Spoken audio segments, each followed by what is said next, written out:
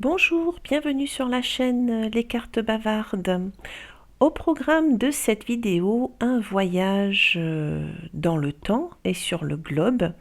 Dans le temps avec le Lua Tarot et le tarot Gustave Doré, qui date, de même que le petit tableau en face de vous, du 19e siècle.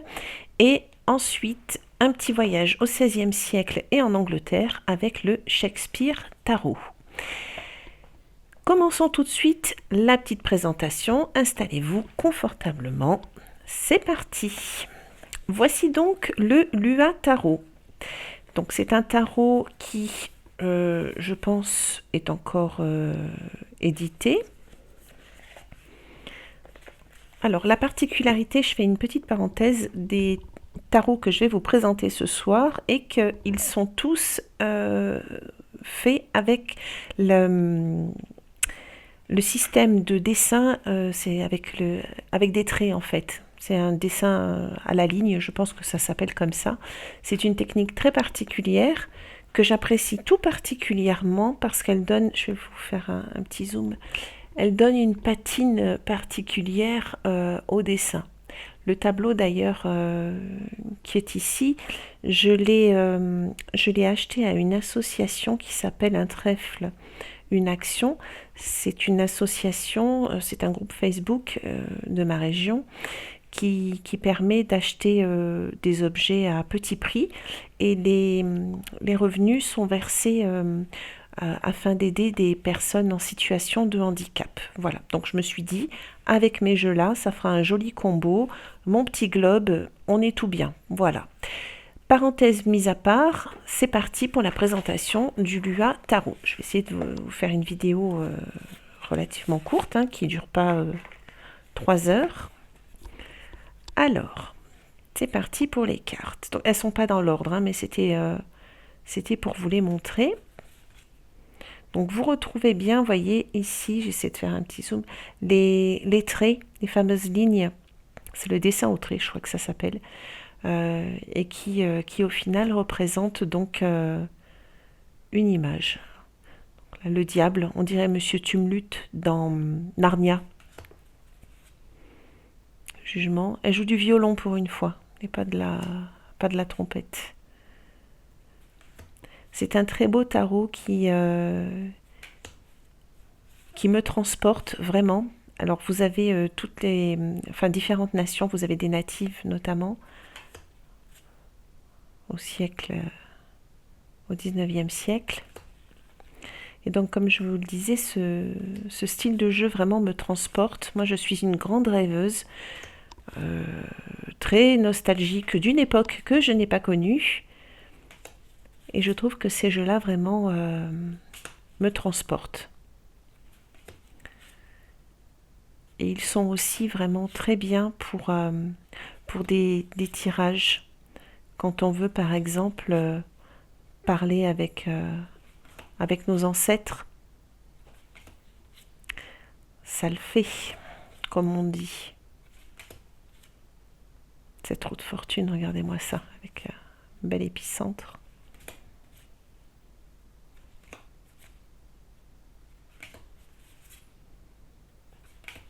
Très beau jeu.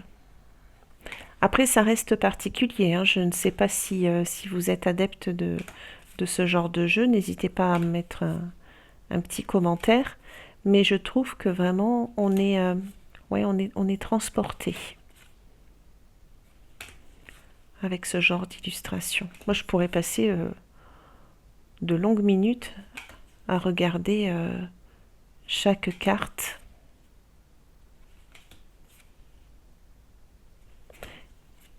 Vous allez voir que les 3 jeux que j'ai sélectionnés ce soir, vraiment, matchent tous très bien ensemble. 10 d'épée. Pour une fois, on n'a pas toutes les épées dans le dos. Et on est quand même à terre.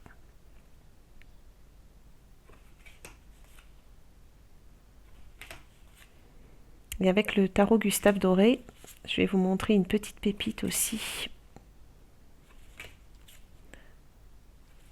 que j'ai trouvée.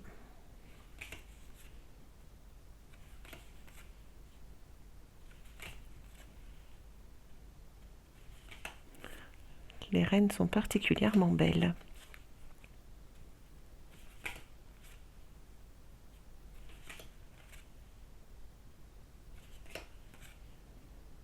Alors, je vous énonce pas les cartes à chaque fois, hein.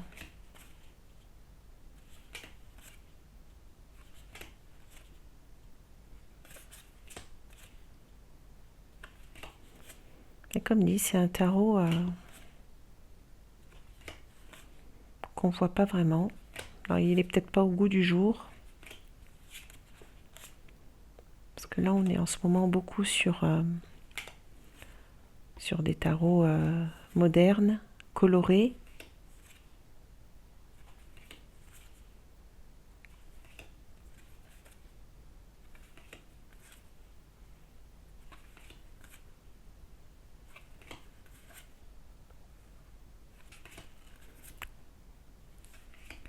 Et la carte de l'évolution, c'est une carte bonus. C'est la seule. Voilà, avec ce très beau papillon. J'adore les papillons. Voilà pour ce qui était du Lua Tarot. Petit voyage au 19e siècle. On reste au 19e siècle, donc, avec le tarot Gustave Doré, qui est dans la même veine que le Lua. Donc là, c'est un petit tarot sans prétention, hein. Je ne sais même pas de qui, de quoi il est, mais bon, voilà. En tout cas, il est tout à fait dans la même veine. Ce monde-là me fait penser d'ailleurs à une des cartes du tarot Bosch. Je vous le présenterai, enfin j'imagine que il y a plein de reviews qui ont déjà été faites, mais j'aimerais bien approfondir un petit peu la recherche de ce tarot et vous faire un combo. Donc là pareil, on est sur un jeu donc en noir et blanc qui est fait majoritairement avec ces fameuses lignes. Là c'est pareil, ce jeu-là, il est plus vendu d'occasion que neuf, j'ai l'impression. Et c'est dommage parce que Gustave Doré, il maîtrisait bien le sujet, quoi, des gravures, des tableaux comme ça. Et il a d'ailleurs, je vais vous montrer après, illustré. Enfin, on s'est servi de ces illustrations pour faire des bouquins.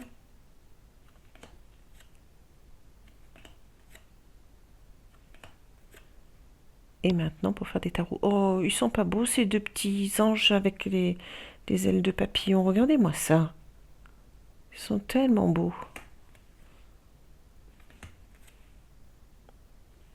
Comme dit, moi j'adore les papillons. D'ailleurs, si vous avez une référence de jeu de tarot, pas d'oracle, hein, mais un tarot avec des papillons, n'hésitez pas à me le dire. Je crois que c'est Gargantua, il me semble, ce bonhomme-là. J'ai pas trop étudié, hein, Gustave Doré. Moi, c'est juste les images qui m'ont attiré.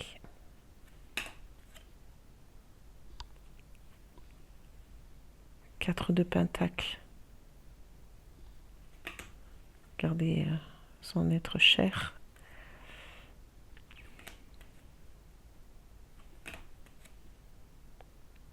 Je trouve qu'il n'est pas déconnant, vous voyez, même avec la reprise de gravure comme ça.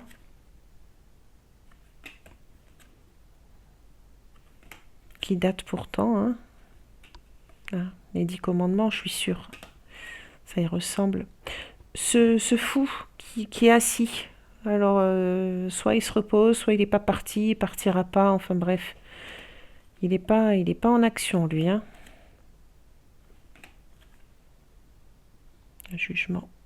Je crois que... Ah bah tiens, je vais la mettre de côté, celle-ci. Ce beau chariot. Qui d'ailleurs me fait penser au chariot du Golden Journée.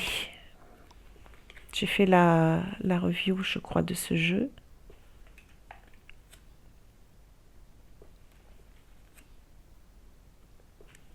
Ah oui, ça y ressemble assez. Je vais essayer de voir si j'ai la carte. Ils ont peut-être pris ça comme référence parce que le Golden Journée, il est fait avec l'intelligence artificielle. Et je pense qu'ils ont repris cette référence-là. Enfin, l'ordinateur, tout du moins.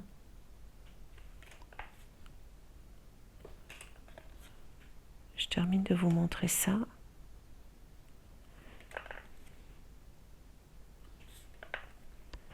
Et la grande prêtresse. Je vais voir si... Alors, attendez, sans tout démonter. Où est-ce qu'il est? Parce que j'en ai tellement. C'est malin, ça. Ah, voilà, le Golden Journée. On va regarder tout de suite parce que ça me fait penser... Cette lune me fait penser au chariot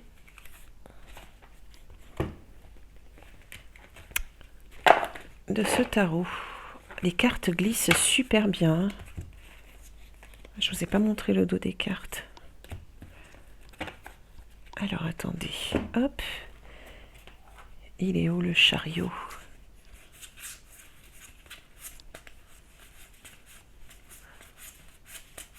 Là. On n'est pas sur la même référence là? Moi je dis oui. Hein. Qu'en pensez-vous? Je pense que l'IA, elle s'est pas cassé la tête. Elle a repris la référence Gustave Doré avec le chariot ailé. Vous voyez? Là il est beau parce qu'il a plein de petites paillettes celui-là. Je regarderai si je vous ai fait une review. Je m'en souviens pas. Je sais plus. Très beau tarot. Golden Journée. Mais bon, là, on est dans un autre chapitre. Et je voulais vous montrer, alors là aussi, j'ai mis cette carte de côté, un livre sur lequel j'ai vraiment flashé, la Sainte Bible. Alors, non pas que je sois férue de tout ce qui est religieux, mais ce bouquin-là, je l'ai trouvé tellement beau que je me suis dit, il faut que je l'ai, et surtout parce que figurez-vous qu'il est illustré par Gustave Doré. Alors là, c'est la pépita de la pépita, avec des belles tranches dorées. Donc cet ouvrage-là existe en plus gros en 3 tomes. Je vais vous le montrer. Regardez-moi les belles illustrations. Tiens, je vais le mettre comme ça. Très beau livre. Alors, hop, explication. Donc là, vous avez... Voilà. Et là, vous avez des représentations donc, de Gustave Doré dans ce bouquin. Et je pense pouvoir retrouver... Regardez-moi ça, si c'est pas beau. La mort, vision de Saint Jean.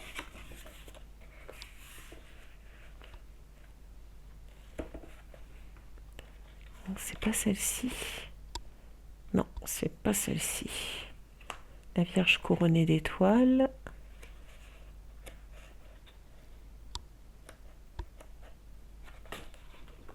Ah ben on est là.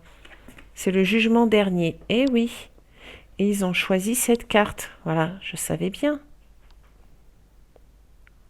Voilà. Donc, ouais, je trouve que c'est sympa. C'est sympa. Un grand artiste inspiré par la Bible. Et je pense que du coup, le tarot en est grandement inspiré aussi. Quelques-unes des magnifiques gravures parmi les centaines de celles dont Gustave Doré illustra la Bible. Là, on a Adam et Ève qui sont chassés du paradis. Voilà. Tout ça à cause d'une pomme et d'un serpent. C'est malin. Purée. Ça en ont fait une sacrée bêtise, ces deux-là. La scène du déluge. Noé envoie une colombe sur la terre. David et Goliath. Mort d'Élézéar Maccabée. Massacre des innocents. Et toujours avec ce même, cette même façon de dessiner avec les fameuses lignes. Sermon sur la montagne. Oui, c'est la dernière. Donc voilà, le petit combo Gustave Doré ainsi que la Sainte Bible, j'adore. J'adore, j'adore, j'adore. Et on peut, voilà, méditer en faisant un combo tarot, Bible, parce que là en plus on est aidé par les illustrations et on comprend mieux peut-être le sens qu'a voulu donner euh, Gustave Doré à ses dessins. Voilà, continuons. Hop, le petit dernier, et pas des moindres, le Shakespeare Tarot. C'est un tarot que j'ai acheté à Hugues de la chaîne Saint-Cide. Il avait fait une review et j'étais tombée amoureuse de ce jeu-là. Alors, c'est un tarot d'études, voilà, parce que là c'est du lourd, je dirais, hein. On est vraiment sur quelque chose de conséquent. Voilà, on va le mettre là, Shakespeare, il va nous regarder. Donc 16e siècle et tout ce que ça implique. Le bouquin il est hyper complet. Moi après Shakespeare, je n'y connais rien. Moi ce qui m'a plu, pour être sincère avec vous, ce sont les dessins. Voilà. Parce qu'on a, je vais vous montrer, puis les cartes elles sont en sens panoramique et ça j'adore, ça change. Et on retrouve donc ces fameux dessins, je vous montre avec, vous voyez, avec les lignes, encore une fois. Et ça, je trouve ça super. Voilà, le 10 de coupe. Alors, il est très compliqué, hein, ce jeu-là, déjà pour trouver quoi, qu'est-ce, comment. C'est compliqué. Vous voyez, là, par exemple, vous avez un petit 2 ici et vous avez la coupe là, donc 2 de coupe. Et vous avez des annotations, des pièces, des brides de scènes de Shakespeare. Je vais vous faire défiler les cartes. D'ailleurs, si Hugues passe par ici, je lui fais un petit coucou. Vous voyez, il y a des cartes qui ne sont pas nommées. Enfin, je pense qu'il faut vraiment l'étudier pour ensuite le manipuler, bien que, franchement, jamais je ne tirerai les cartes avec ce jeu. Voilà, c'est clair. Parce qu'en plus, il y a trop de choses. Il faut vraiment, ou alors être vraiment imprégné de Shakespeare, ce qui n'est pas mon cas. Moi, c'est surtout, comme dit, la beauté des cartes avec les collages qui ont fait que, voilà, j'ai acheté ce jeu. Et d'ailleurs, pour la petite histoire, l'artiste a fait d'autres tarots. Voilà, en triptyque. Alors là, j'adore. D'autres tarots. Mais il est, je sais plus s'il est, oui, il est aux États-Unis. Donc sur Etsy, il expédie pas en France et sur son site, il y a des frais de transport, de douane, de tout ce qu'on veut là. Voilà. Donc pour moi ma chance a été de les trouver en seconde main. Ça m'a évité tous ces frais supplémentaires.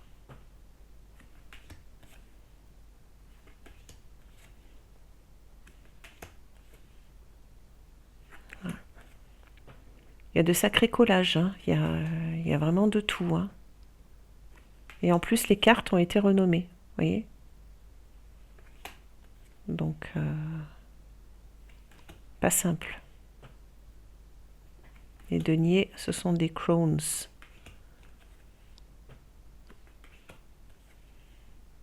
La grande prêtresse. L'impératrice. Bon, là, c'est noté, hein. Là, on le voit assez bien, mais alors après, pour l'empereur, j'adore. Mais pour les arcades mineures, attention les vélos, hein. Oh, pardon. J'aime bien. à moitié nu comme ça sur le... C'est quoi, un phénix, je crois? Un sphinx? Je sais pas ce que c'est comme animal. Mais vraiment, j'ai adoré... Je suis tombée amoureuse des cartes lorsque Hugues les avait présentées.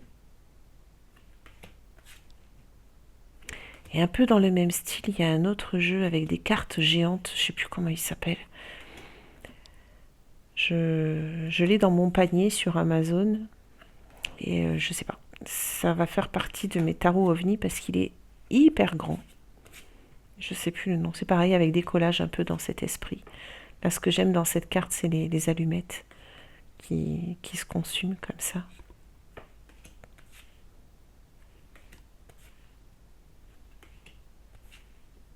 Vous voyez là, par exemple, c'est quoi, des bâtons peut-être avec les flûtes?